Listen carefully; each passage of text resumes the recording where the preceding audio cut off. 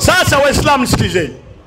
Zitaanza kampeni kupita misikitini. Nawaambia mimi najua game zinavyochezwa nchi. Waambieni hivi. Kwani wale Chadema wana shida na msikiti? Sisi tuna shida na msikiti? Wewe Boni una shida na msikiti? Wewe Manyilo una shida na msikiti? Sisi tuna shida na Chama cha Mapinduzi. Kazi ya maaskofu na mashehe ni kusema ukweli, hata kama ukweli unawaua. Mimi nimekuwa mbunge miaka 10.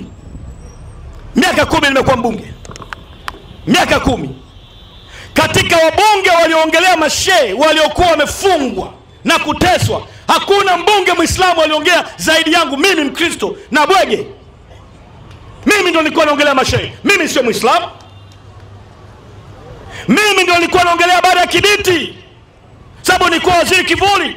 Mimi nilitishiwa kuuawa na kupewa treason, nikakimbilia ubalozi wa EU kwa sababu napigania Waislamu. Yuko wapi kijana wenu mmoja wa Kiislamu hata leo anayesimama bungeni kutetea mashehe waliobaki magereza? Hakuna. Uislamu ni haki, sio unafiki.